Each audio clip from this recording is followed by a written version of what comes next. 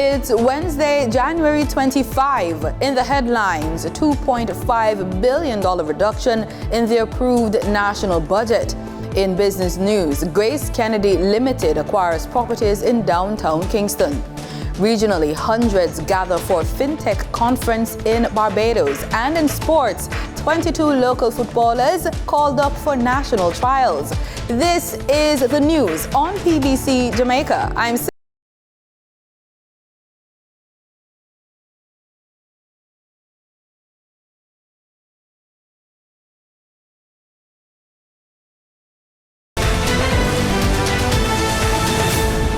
Jamaica's fourth supplementary estimates for the fiscal year 2023-2024 shows a reduction of $2.5 billion on the approved budget, following the submission and approval of the third supplementary estimates in September 2023.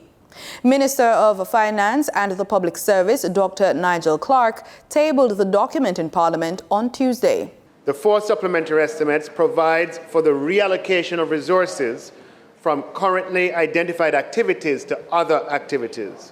In particular, where it is clear that current allocations cannot be spent over the remaining 7 weeks for spending in this fiscal year, those allocations have been redirected. The four supplementary estimates is comprised of recurrent expenditure of $302.2 billion, up $2.1 billion from $300.2 billion. Basically, these supplementary estimates present information to Parliament on the government's spending requirements. Supplementary estimates are part of the normal parliamentary approval process to ensure that previously planned government initiatives receive the necessary funding to move them forward, therefore meeting the needs of citizens. In presenting the information, Dr. Clark explains that the reduction in the budget is mainly due to an estimated shortfall in revenues for the fiscal year. Please note that the reduction in the capital budget is due to the slower pace of project implementation on some projects, particularly those that involve lots of coordination among many activities and lots of moving parts. And that has resulted in the inability to utilize the full allocations during the year. $2.3 billion is being reallotted for transfers to several public bodies. Also, the National Solid Waste Management Authority, NSWMA, is being provided with $1.6 billion, which covers an advance of $400 million previously provided. This amount is to settle arrears and to support operations until the end of the fiscal year. The increase in debt service of a total of $3 billion is mainly due to higher interest rates on external variable rate debt. Dr. Clark says the public body's third supplementary estimates indicate the transfer of an additional $3.2 billion in financial distributions to the Consolidated Fund and the transfer of $2.3 billion from central government to public bodies. Prime Minister Andrew Holness says Jamaica is projected to grow in 2024. This despite several challenges being faced, such as fluctuating inflation. He was speaking at the opening ceremony of the 19th Regional Jamaica Stock Exchange Investments and Capital Market Conference on Tuesday. Prime Minister Andrew Holness says the expected economic growth will be bolstered by stronger external demand, as well as higher than expected government spending and easing inflation. The devastation of inflation is very real for our population. And therefore, in the calculus of where would government policy come out, it has to come out on the side of ensuring that the population that is now just beginning to see benefits of the economic program, that they are not exposed to the devastating impact of inflation. Turning to economic investments, Mr. Holness pointed out the most recent move by a foreign investor. Last week, real estate investment group LCH Development broke ground on a residential high-rise in Montego Bay, St. James, valued at $1.4 billion. Global investors who in the past would have seen Jamaica as too risky are now taking serious interest. You know, just on the weekend, we broke ground for a $1.4 billion investment to build 4 towers of 28 stories each. That is a massive investment. The project entails the construction of over 500 apartment blocks dubbed the Pinnacle in Redding, Montego Bay over the next 4 years. The Prime Minister also pointed out Jamaica's first Jamaica dollar-linked bond on the international capital market. In November 2023, the government of Jamaica issued a Jamaican dollar-linked international bond in the amount of 46.6 billion Jamaican dollars, the equivalent of US $300 million. This is the first time in our history that Jamaica has been able to issue a Jamaica dollar-linked bond in the international capital market. This is a clear signal of confidence. Health and Wellness Minister Dr. Christopher Tufton is urging Jamaicans to know their numbers, referring to blood pressure readings, ECGs, diabetes status, and more. He says too many Jamaicans are succumbing to preventable illnesses simply because they are unaware of their health status. Regular health screenings play a vital role in early detection and can ultimately save lives. He says that by knowing their health status and receiving proper treatment, persons would be less susceptible to critical illnesses and hospitalization. Meanwhile, Dr. Tufton is warning Jamaicans to refrain from excessive alcohol, sugar, fat, and salt intake. He is also promoting regular physical activity to improve their overall well-being. Is 5 pounds of fat versus 5 pounds of muscles. You get the point?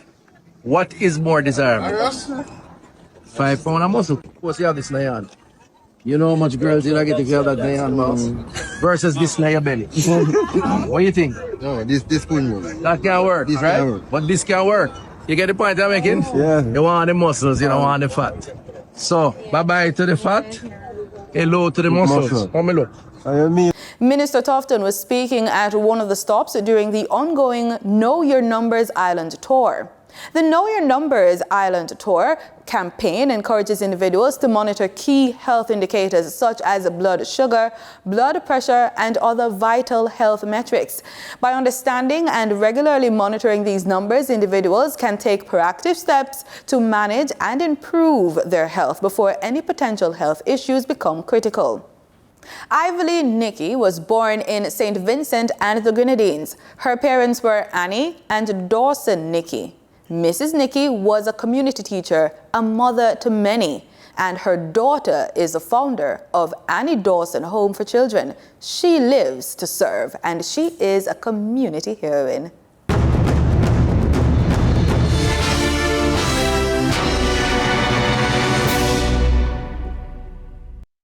My home was the home where all the children who ran into difficulties, whatever type, whether abandonment or sexual abuse or whatever it was, they were just gathered and brought to mommy. I came to Jamaica to study, to be an officer of the Salvation Army. Why social work? What my mother did, teaching people who were not literate in her bedroom, because she kept it private. It was when my mother passed and I left Jamaica. We knew she did counseling. We knew she visited a number of shut-ins and wrote letters for people who were not literate or were very elderly and had children abroad. You know, in that time when everybody was heading to England and elsewhere to look for a livelihood, you left your parents behind. You needed somebody. She did that for a significant part of her life. And I was impressed by that. Sometimes myself and my older sibling, the one I followed, would be the ones taking meals for these shut-ins and so on. At Christmas time, she tried to bring them together, but apart from that, we had to take it before we ate. How did you get into foster care, though? It was actually when I retired. As a matter of fact, I brought my dad to Jamaica after mommy passed, and I wasn't convinced that he was getting the kind of attention he deserved. because I would always be in the Eastern Caribbean and elsewhere for meetings. I served on a number of regional boards, NGOs, and so on. I would always slip over to see how things were going firsthand. And when I was not happy, I brought Daddy to Jamaica. So when I offered to start this home, it was because I heard an appeal at my retirement. Leading up to my retirement, I heard the government of Jamaica appealing for help in this area. And I said, well, this is something I dreamt of doing from childhood. What do I have to offer now? I am, almost at the end of my ropes, but maybe I still have something that I could contribute to the young children and the teens as they were growing up. So that is how I went into that time it was called Child Development Agency with my proposal, which was accepted gladly, and that's how I started the home at the beginning of retirement. But I started planning for it, buying beds, buying whatever, storing them, because I couldn't approach like Food for the Poor or any other entity. How would they trust me? What do they know about me? So I did it. I used up my retirement money and started the home. Currently, we have 30 children. We have an 8-month-old. Normally, we don't cater to children so young, but we had a situation where there were 5 children to a family, and they called, meaning the child protection, and they just brought them. And there was this little baby. Well, of course, they went to court, and because we're not licensed to keep boys, the 2 little boys were removed to somewhere else. Very sadly, there was a lot of tears between them, but we kept the 2 within the age range that we catered to for accepting, and the little baby. They allowed the baby to stay, which was 7 months at the time. The baby's now 8 months, going on 9 months. Here at Annie Dawson, yes, it's like a real home, a model home. Mom is here, grandmother is here, aunties are here. I live here with my children. They can knock on my door any hour of night, any child. So we cater to their spiritual and emotional, their educational needs, their social needs. Yes, we go to picnics, Everybody look forward to the one, especially before back to school in September and so on. And so we ensure that their spiritual needs are catered to. And all the social activities, we get help. For example, we have children doing PEP exam. We try to find help. We have children who are blind. We have to find readers for them to help them to do the best that they can do in their setting. So you think about anything you would want for your child, we try to find it. And if we don't have it, we ask for help. If someone wants to contribute to your cause, how do they contact you? 836-8054 is one of them. And the landline, 633-3467. As well as you can contact us through email, anniedawsonchildren@gmail.com. And we would like help in the area of food. Our children are teenagers, half of the population, and the other half at that age to that eats very well. Time now for the Business Report with Denise Williams.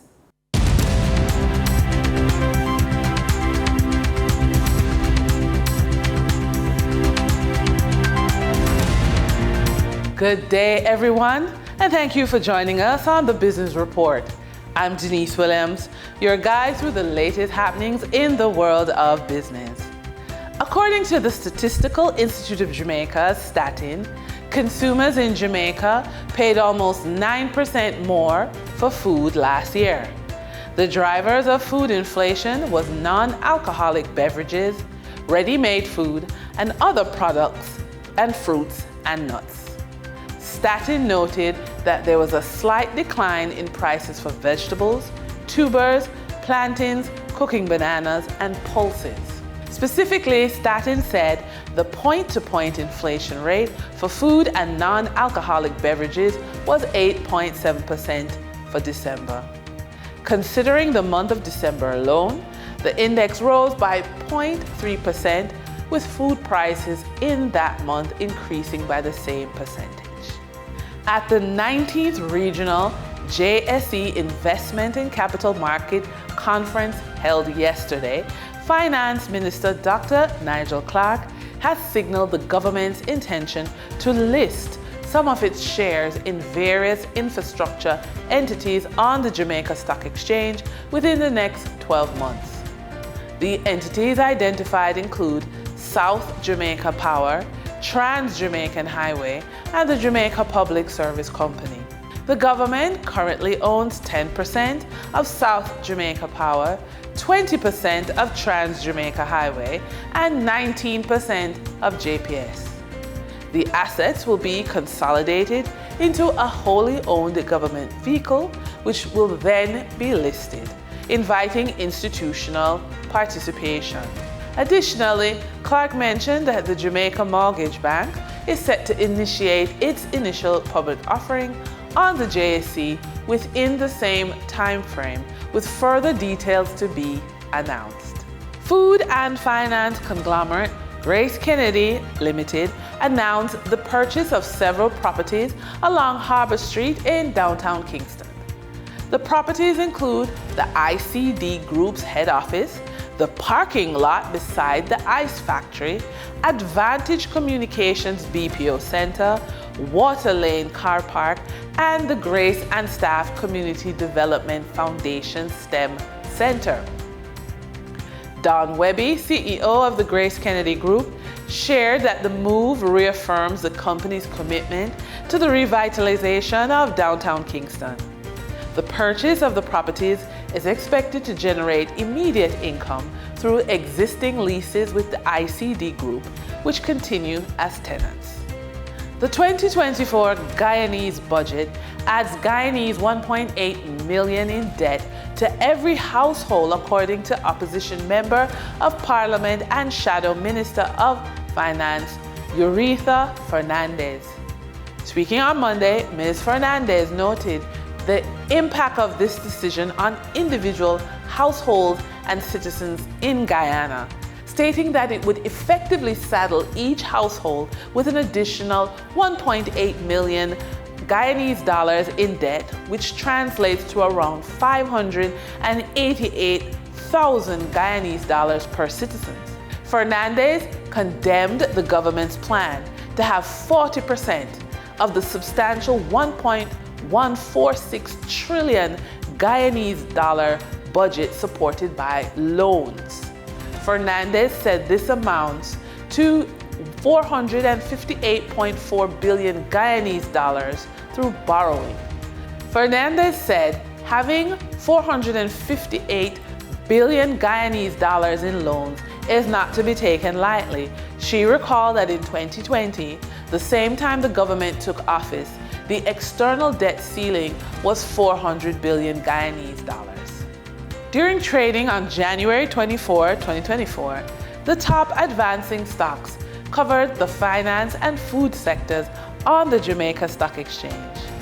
Cygnus Credit Investments Limited US dollar shares advanced 16.68% for a $1.71 increase in price to close at $11.96, with 1,025 shares traded.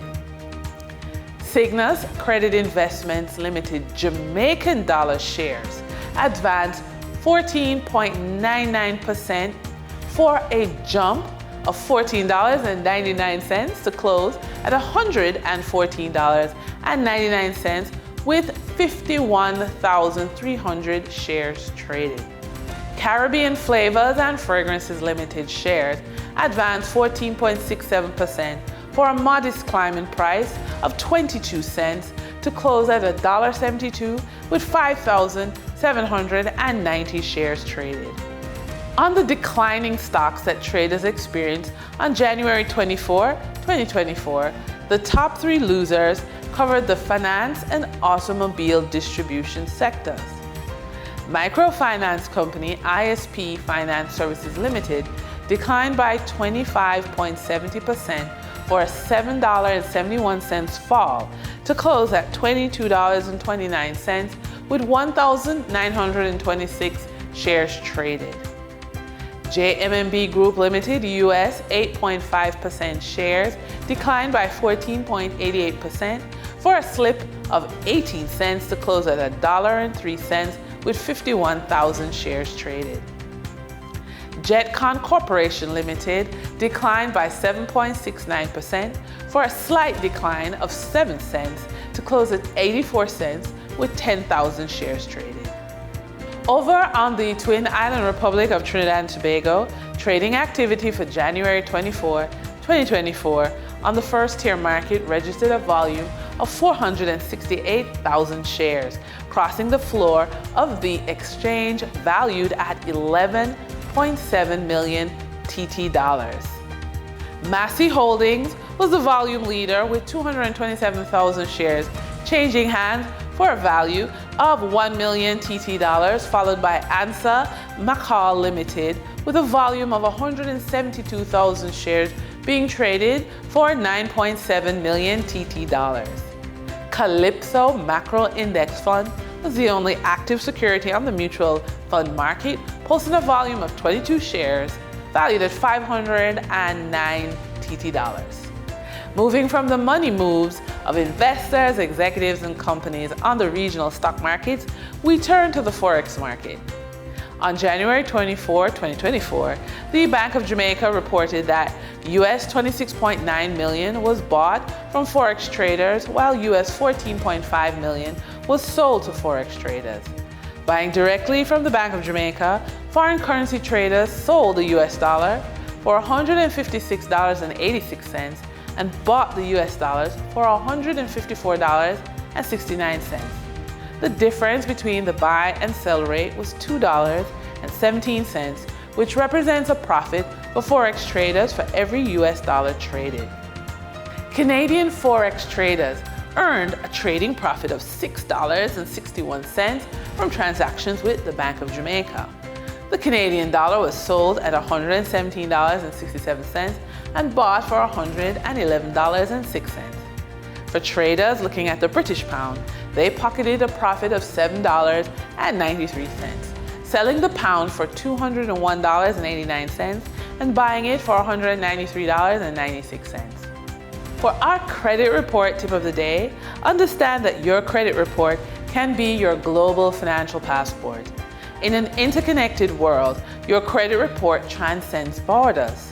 For those considering international ventures, a healthy credit history can facilitate smoother transactions from securing housing to establishing financial partnerships. And with that, we wrap up today's business report. I'm Denise Williams. Appreciate your company. Stay well informed, stay ahead of the curve. Until our next update, take care. In regional news, in Barbados, hundreds of financial technology experts and investors have gathered at Wyndham Grand Barbados Sam Lord's Castle for the second Fintech Conference. Organizers are hoping it will have a significant impact on the financial landscape of the region. Crystal Hoyt has more. Almost 500 fintech leaders, startup founders, banking executives, and financial regulators convened this morning for the second Fintech Islands Conference. Co-founder Alison Hunt says the inaugural conference back in 2022 benefited the region.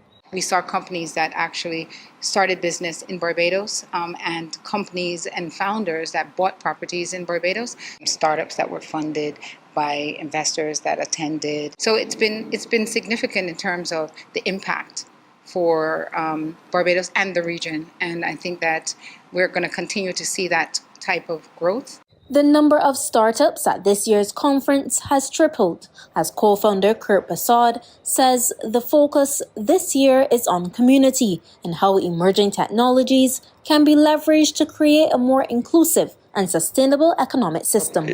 In Trinidad and Tobago, with Carnival fast approaching, the number of visitors increasing, and COVID-19 cases on the uptick, Health Minister Terence Dawson gave an update on the country's preparedness. Speaking with the media during the influenza vaccine drive at Citygate, Minister Dawson said the ministry is working on the matter. June last year, we started to look at sourcing COVID-19 vaccines, knowing that our stock was going to expire in September. Those negotiations are ongoing and they seem promising, but I can't give you any details because I am bound by confidentiality agreements. But we are actively looking to source more vaccines. Minister Dawson applauded the churches and businesses which voluntarily put protocols in place to protect their flocks against COVID-19. Right now, we have 272 beds allocated for COVID. Only 13 people are in those beds. Less than 5% of the beds are being used. Let us see what the numbers progress like, but shutting down the economy and restricting movement is not on the cards. Reduced immunity is one of the after effects of the pandemic due mainly to a lack of social interaction. With the confirmation of the new COVID variant JN.1 in Trinidad and Tobago and the carnival season approaching, some persons have opted out of carnival-related activities. Dr. Joanne Paul, pediatric emergency specialist and UE lecturer in emergency medicine, however, recommends the opposite and allays some fears. Don't know if any changes, but as of today, definitely it's the same. It's not worse. It's mild, but it's more infectious. And if you think about it, if I was a virus, I want to go further. So the best thing for a virus, my goal is to infect as much as possible. That's what the virus mutate to. So therefore, as the variants go along, it's always going to be more infectious. So it's not a matter of when you get COVID. It's not a matter of if you get COVID, but when you get COVID. Yeah. Dr. Paul advises a balanced diet and physical exercise to strengthen children's immunity. In an effort to boost opportunities in the agriculture sector by providing increased technology support to farmers while enhancing food security, the United States Agency for Development on Wednesday launched a 3-year, $5.3 million project in Guyana. The Caribbean Agricultural Productivity Improvement Activity, CAPA, is a 3-year, $5.3 million project which was designed to aid farmers to increase fruit and vegetable productivity, build relationships between buyers and suppliers, and improve farmer-level extension systems. It is a regional program that was launched on Wednesday by the United States Agency for Development, USAID, in partnership with the Improving Economies for Stronger Communities at the University of Guyana. Through an integrated value chain approach, CAPA will facilitate the adaptation of on-farm technologies such as shade houses and climate-smart practices. Delivering the feature address at the launch, Minister of Agriculture Zulfikar Mustafa said the project is being implemented at a critical point when the effects of the Russian-Ukraine war continue to present severe challenges to the region, including the increase in food prices. This activity as a result serves a particularly useful purpose at a critical time by enhancing the knowledge, skills, and access of small-scale farmers to agriculture inputs and technology, to promote improved agricultural practices and technology, including climate-smart agriculture. In sports, 22 locally based footballers have been invited to attend a 2-day camp at UWI-JFF Captain Horace Burrell Center of Excellence at the Mona Bowl. That number, which includes some of the top performers in the ongoing Ray and Nephew Jamaica Premier League season, will have the opportunity to impress Jamaica's Reggae Boys head coach. The league's leading goal scorers, Javane Bryan of Waterhouse, Tivoli Gardens' Justin Dunn, and Portmore United's Siobhan Walsh have all been selected. According to the Jamaica Observer, Captain Gadale Irving is one of 4 Cavalier players invited. Arnett Gardens have 2 call-ups, including Captain Joel Cunningham, and Harborview also has 2. Nicholas Nelson, who has 6 goals this season, is the lone call-up from Dumble Holden. And that's it for the news on PBCJ. You can follow us on our social media platforms at PBCJamaica. Thank you so much for watching.